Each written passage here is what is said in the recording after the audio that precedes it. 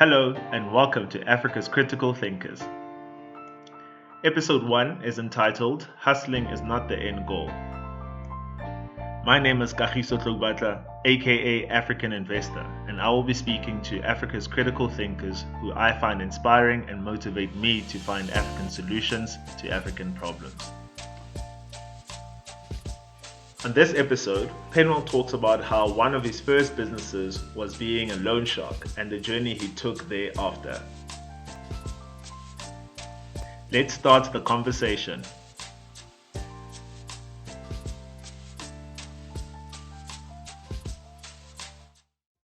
Maybe start with your background. Where did you grow up? Like the setup. Family setup. Are you the eldest? So a lot of the really, really rich and successful businessmen that I've met all seem to have the same trait where when they meet someone they don't really know, well, number one, it's a mission to kind of meet them because they have all these gatekeepers you have to kind of get through. But then the day you get to sit down with them, they always have these little booklets where they write down all these answers to all these questions to try and figure out who you are and if you can add value to their lives. And I think what tends to happen from that point is then they decide whether they want to see you again or never again. Yeah. I was born in Newcastle in KZN, finished my matric there. And then from KZN, I went to Rhodes University in Grahamstown, did my BCom in accounting and economics. Then I did my honors at the University of Johannesburg, which is where we met. For the longest time, I had issues with my education, my qualifications rather, because I never wanted my schools to claim any success that I have. To this day, like, it still kind of bugs me. Like, if I ever become like a big billionaire, I don't want Rhodes and UJ to be claiming me. It's actually going to annoy me, but it's where I went and I met a lot of good people there, and I did learn something, even if it wasn't necessarily in class. But I don't want a school to ever claim any success that I get. In the same breath that if I became a serial killer, I don't think those schools should ever be like, "Hey, we made that." That's all him, not involved. Yeah. And then from there, I went to work for one of my mentors, Vuyo Jack. He founded EmpoweredX, which does BEE verification. I worked for him for 8 months. Sorry? I'm saying I've actually met him. I've met with him before. Yes, he's quite accessible. He's a really nice chap. Quite a philosopher if you spend time with him as well. But he's a really good person. Loves music as well, jazz music, because I think he's trained in jazz and he can play piano and all those nice things. Yeah. I worked for Vuyo for 8 months in a company called Africa Empowered. We were basically collecting data on Black businesses for the NEF to basically inform where there's pockets of opportunity, what Black people are actually lacking. All this data that is currently used now. They talk about Black people don't have access to finance, access to markets, access to business trading, all of that stuff. From there, I went to ABSA head office. I worked in personal loans as a risk analyst, credit risk analyst for a year and a half. I then was headhunted into Standard Bank, where I worked as a collections manager for 9 months. And then after those 9 months, I thought I was ready to go to go become rich on my own. Oh boy. So yeah, when I left Standard Bank, my first, I guess what you call official business as a standalone entrepreneur was removals, helping people move furniture. I was making about 20,000 rand a month. At the same time, I was a loan shark. I was a mashonist. I was loaning money aside. From there on, I set up a savings club. I can't hear you properly. When you want to interrupt, please. saying, what inspired the loan shark business? Woo! That's when I think of my story. While I was at ABSA, 2012, I was at ABSA for half the year, and then for the rest of the year, I was at Standard Bank. I started looking for a premises to open a fish and chip shop. I'd always wanted to open a business. I wanted to have a business system. Those of us who read Rich Dad Poor Dad talks about McDonald's and building a business system. So I wanted to build my own type of McDonald's type franchise, and I wanted it to be in fish and chips because in Newcastle, where I grew up, there's a very big fish and chip brand there called Porto's Fish and Chips, which makes amazing chips. So I wanted to emulate them. So even from 2008, when I first got to Joburg and UJ, I did some TV work at the time. And a lot of the money I was making, I was saving because I wanted to buy equipment to open my first real business. But it would be another 4 years while I was working at ABSA where I eventually found a premises in the Joburg CBD, close to Kandy Square. Maxed out all the loans I could at the banks. And the money had to sit for about 6 to 8 months while I was waiting for my lease to kick off. And in that time, I decided, look, let me risk some of this money. And that's how I started loans. 2012, I think it was 2012, November. I sent out a BBM broadcast message to all the kids I knew from Joburg. Yeah, and you know, when you start loaning out money, being a loan shark is like being a drug dealer. When people need their fix, you're the first number they have on speed dial. So I started doing loans then, and I've never stopped, and I'll probably never stop. I love the business. The research I've done into Jewish loan sharks, even in olden days, the black loan sharks that some people, I realized some kids didn't know there were loan sharks growing up. I don't know if you've ever noticed. Yeah. Wherever you grew up, when you went to the banks, there'd be these timers that would sit outside on chairs. I don't know if you've ever noticed. I never knew what those timers were there for. I thought maybe they had meter taxis or something. I only found out later that those timers actually sit out there to wait for people that get rejected at the bank to come loan from them, which is quite insane. When you study the history of money, there's a great book and documentary even on YouTube. Neil Ferguson, The Ascent of Money. He talks about the origin of the word bank or where banks come from, and I think it's Italian bank with a C, of Jewish guys who would sit by the harbor and wait for these sea merchants that needed cash, and they'd sit on benches, that bank, to loan them money. So essentially how banks started and how loans started is exactly what those timers were doing. So I met a lot of those timers. I met some of the guys that loan to tenderpreneurs. You know, one of the guys that was big in that at some point was a guy called, I think, Utibucho Mlotshwa. He's the builder of Pan-African Mall in Alex. Yeah. You know, but he had Tipfin is the company that he ran or that he runs. They did what was called invoice discounting. I don't know if you know what invoice discounting is. I didn't know what that was. I know it very well, yeah. Until I got to meet him and the business that he does, this thing of forwarding money to entrepreneurs and kind of being the recipient of the cash when government eventually pays. But yeah, I never stopped. And loans was the reason I set up, why I went hard into stokvels. I'm very big on stokvels, I think you know. And even to this day, I'm constantly trying to find my lucky break in stokvels. What I mean by lucky break is the one stokvel that becomes such a huge success that every insurance company, every pension fund, everyone with money wants to chuck money at it because we've actually found a way to make a lot of cash. Along the business journey, you obviously read a lot of books. I read Yanni Mouton's And Then They Fired Me. I don't know if you've ever read that. The guy who founded PSG. Yeah. You haven't? No, I haven't, but I know about it. I haven't read it. Great book. Very, very easy to read. Afrikaans guys are very simple, so their books are very easy to read. At the back of the book, he suggests certain books that inspired some of the businesses in PSG. I know Robert Kiyosaki does the same, because when I found Think and Grow Rich by Napoleon Hill, it was from his suggestion.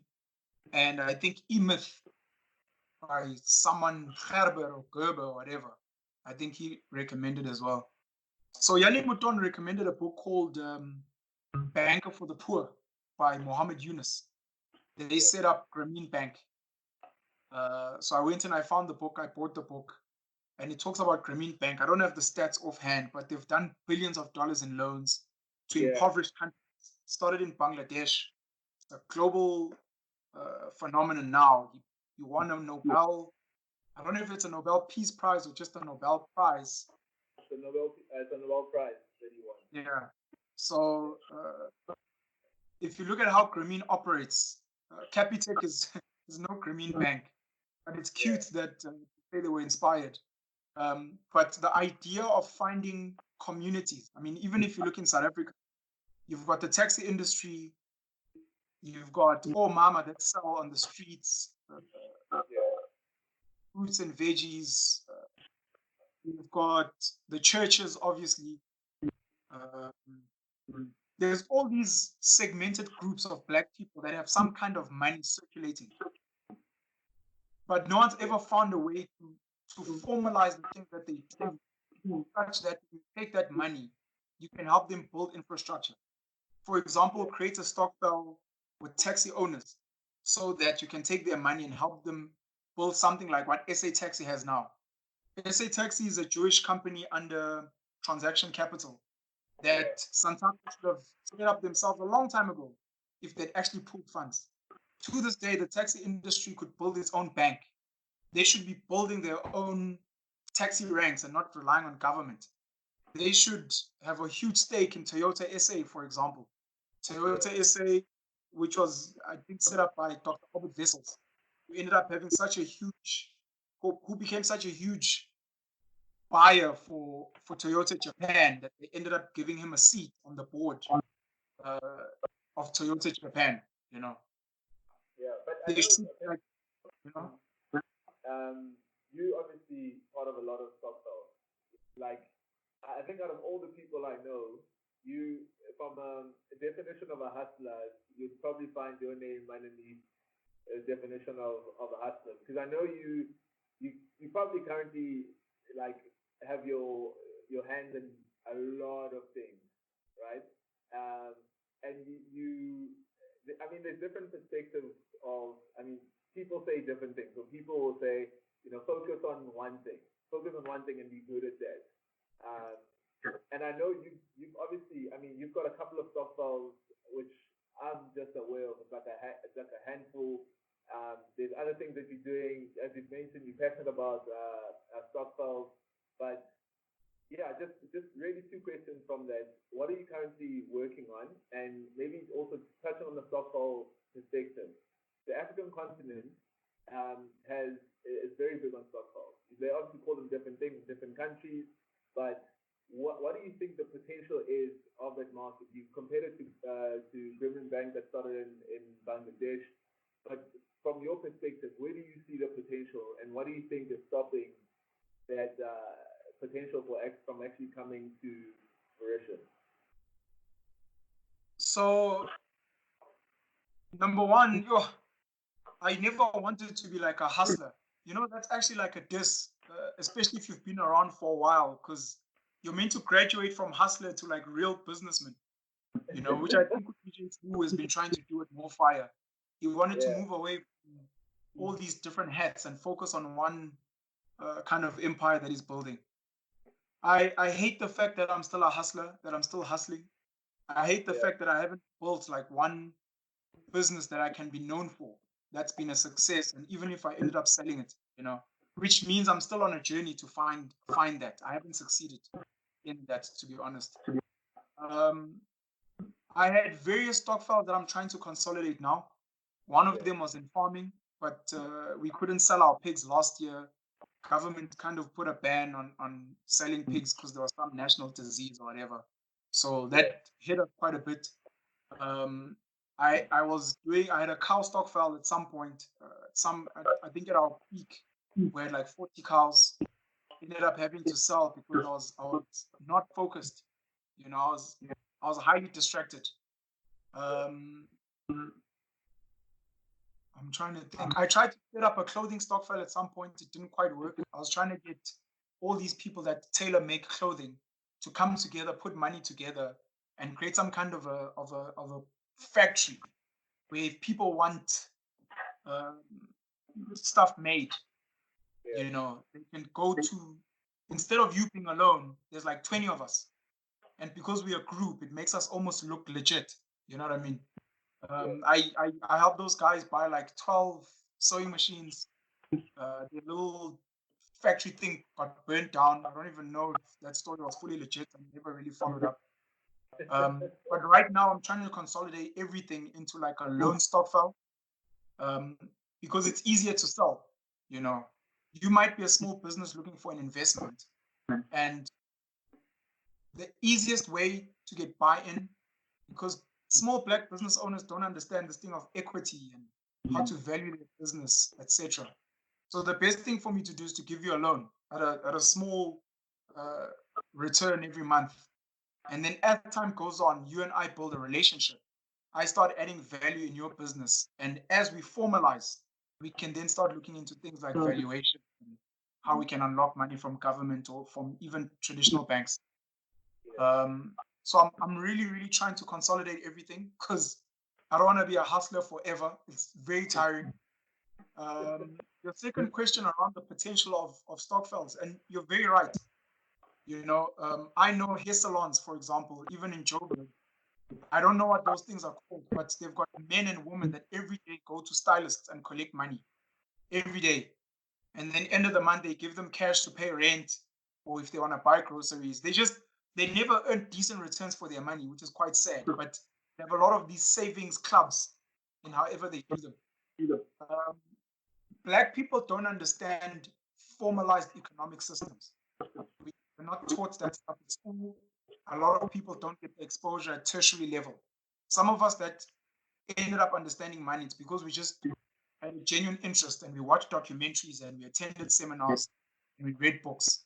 Other guys are lucky that they maybe studied commerce subjects, and then when they got into corporate, maybe you worked in banking or some other company that like I know a lot of the law guys get exposed to like rich people.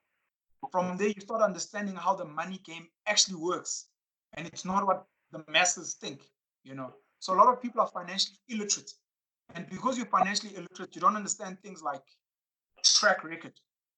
The fact that you could be making 3,000 rand a day selling amakuinya and a plate of food, but you've never formalized your data capturing. You don't bank your money, so you can never take this. Let's call it 90,000 a month that you make. You can never take this value, show it on a piece of paper, and then leverage it at the bank to raise funding, to raise finance, so that you can scale. So I think. How do we solve for something like that? Because what you're describing is basically a problem that's brought on the African continent, right? You've got a lot of these merchants that are selling things, and there's a potential opportunity to formalize, to streamline that, to make it into something that they can leverage off. They can get some sort of loan off that. So how do we come together to formalize something like that? Because if you look now in Alex, if you drive or you walk into Alex, someone's selling amakuinya, amakopa, say, ing, but no one knows. If you ask that person, so how much money did you make 3 months ago? They can't tell you, right? Is it a technology thing? Is it the old generation is not necessarily tech savvy, so they don't have the means or they don't have the knowledge to make things a lot easier for themselves? Or what is it? Is it that they just don't know, or what do you think it is?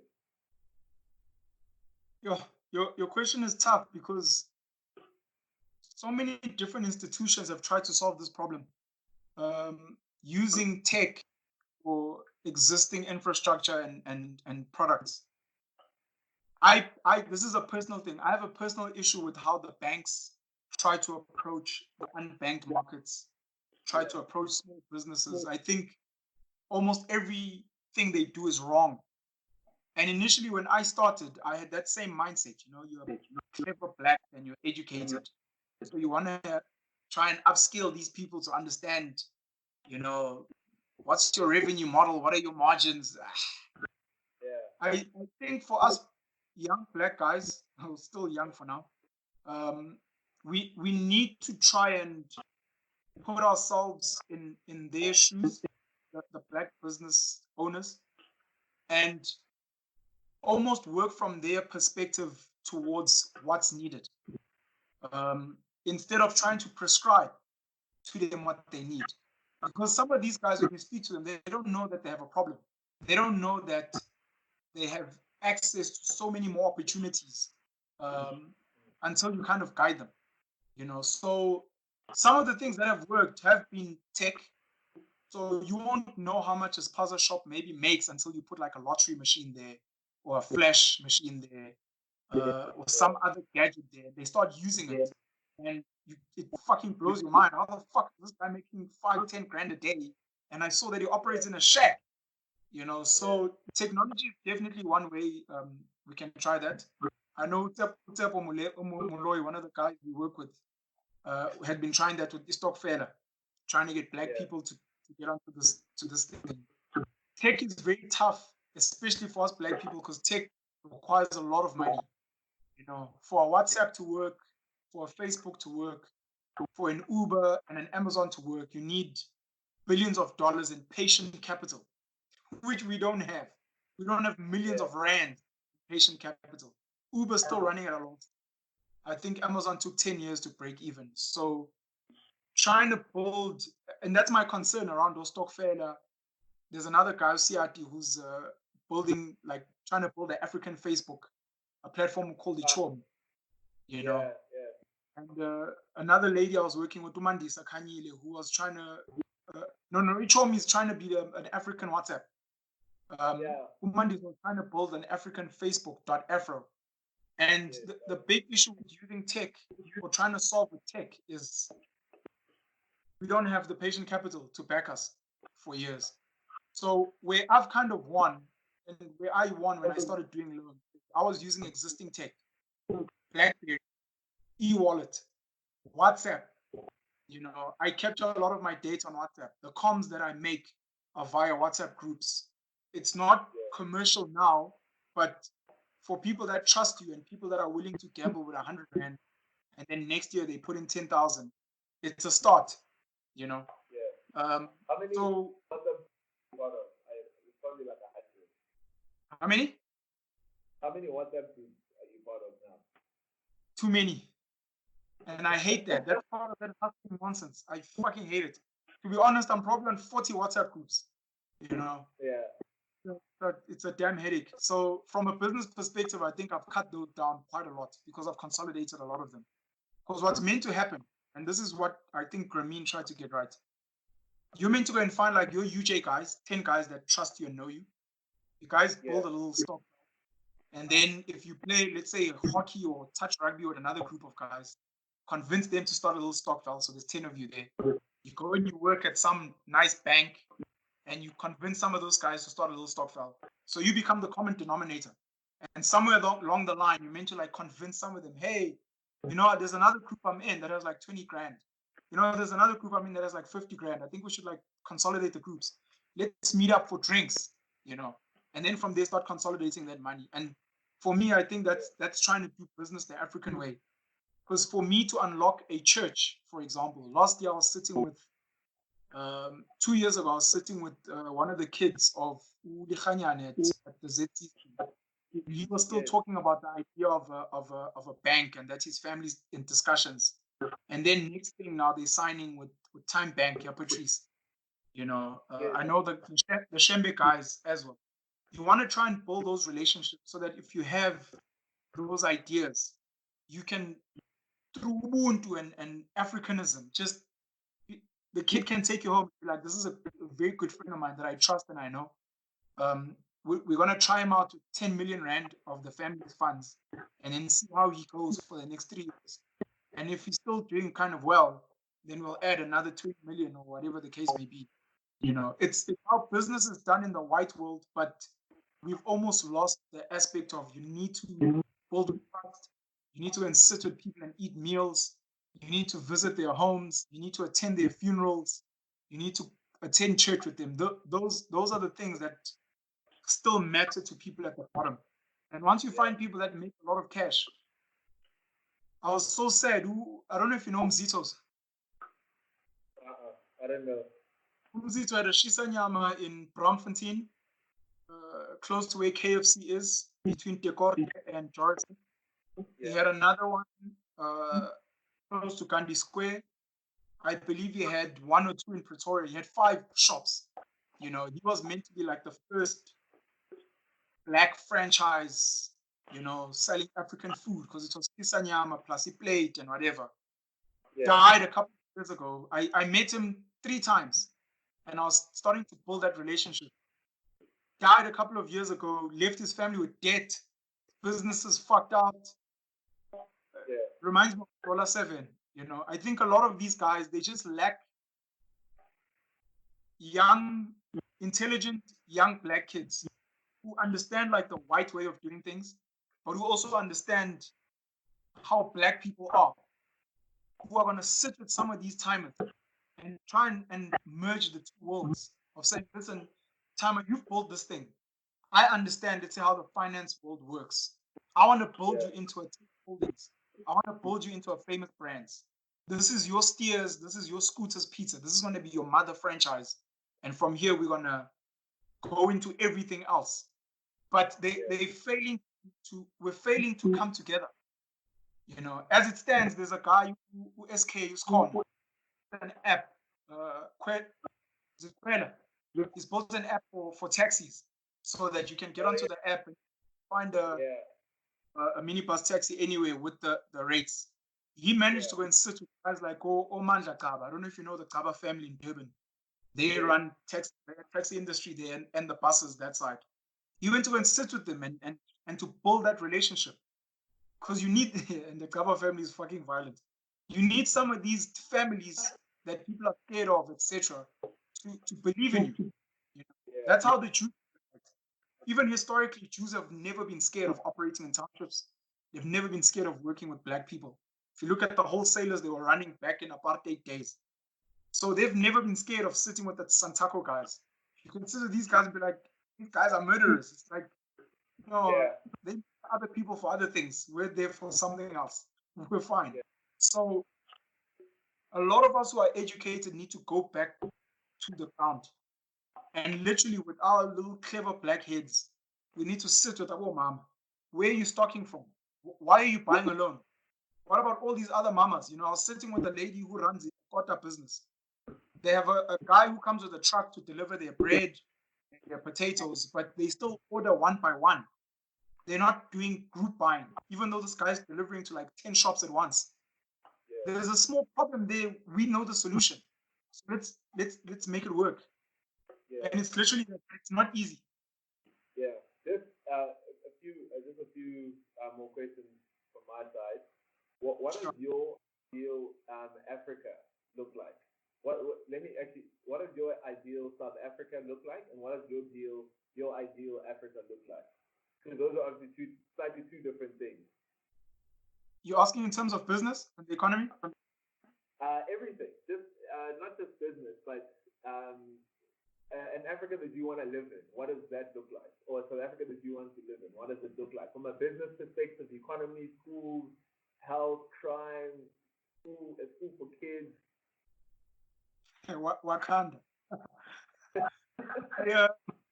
My vision has changed over the years so much. I actually wanted Africa to be like this first world economy.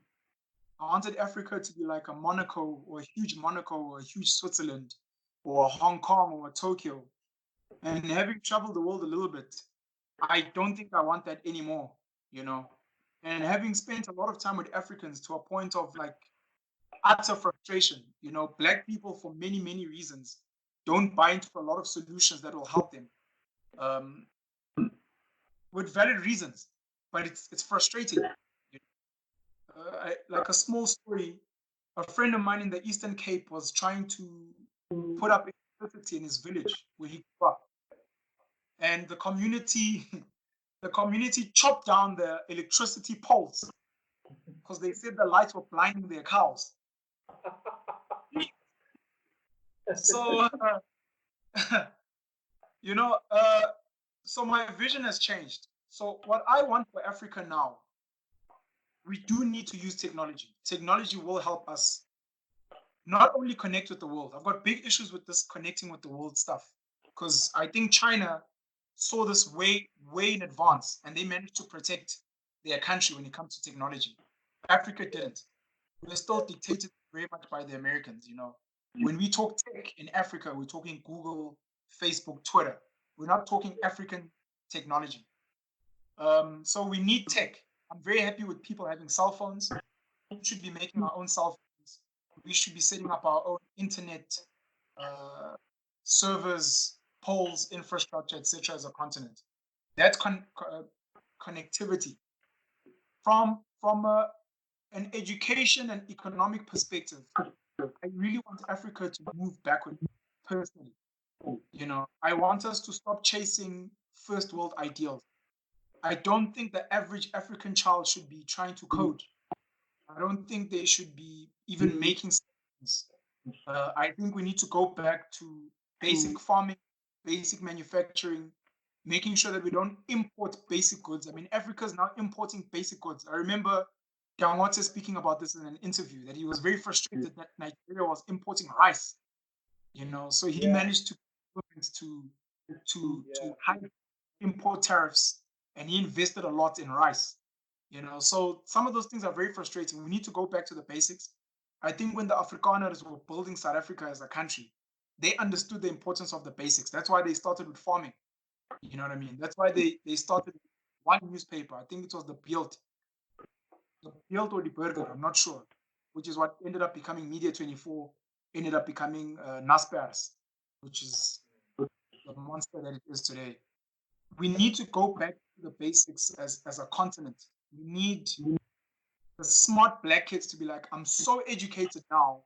And because I'm so educated and I'm so well traveled and I'm so intelligent, I realize the need to go back to the basics and build from scratch. And this will then inform our education. I'm constantly telling guys like Utito Mboweni and Praveen, teach standard black people how to farm food, teach them how to make things with their hands, make sure that every black child can make an item of clothing, can put together a bench, can lay a brick on a house, and then teach kids how to export. Every black African child should know what import duties are, which platforms to use to sell wooden benches to Japan. If we can have that basic education, it's going to become so much easier for Africa as a continent to trade with the world. I think we need to look some of the currencies we have. Our currencies are pegged to values that are not intrinsic and indigenous to Africans. If we can create currencies that are linked to livestock, that are linked to land, that are linked to labor, I think we might be moving in the right direction as a continent. And it goes back to the basics. Don't try and have very fiat currency that is linked to demand. This is how the market is. No. If you have land, if you have 500 heads of cattle, you should at any given time be able to calculate your wealth. That's simple. And I think Zimbabwe missed this trick as well when the Zim dollar went into hyperinflation, and it was devalued. The country still had land, they still had labor, they still had natural resources. For some reason, they were poor. This is shocking. Imagine your father leaving you like land and 1,000 heads of cattle and all these properties. And I come to your home and you're like, I don't know what to eat. I'm hungry. I'm poor. And I'm like, what do you mean? My father didn't leave me any money. And I'm like, no. But what about all this? It's like, fuck, how do I buy a car with this cow? Fuck, I need money, bro. And I'm like, no, I think you've missed the whole concept of value, what Yeah. value actually is. So I think a bit of Grameen banks all over that are owned by Africans, and black people just owning their lives. I think that's we've lost control of our lives. That's why we're beggars today. This lockdown has reminded me and heavily exposed what beggars, especially black South Africans, are. Beggars. We beg for everything, for money, for food, for jobs, for clothing, for a right to move. We beg for everything. We don't own our lives. It's tragic for me. I think we need better leaders. And I think people like you and I, not some random airy-fairy imaginary young kid somewhere, you and I need to put our hands up and lead. Yeah. I think just one last question from me. If you could operate in any other African country besides South Africa, which country would that be? It used to be Nigeria, and I've never visited Nigeria, so like it's a fantasy. Top countries from what I've heard, not from my experience.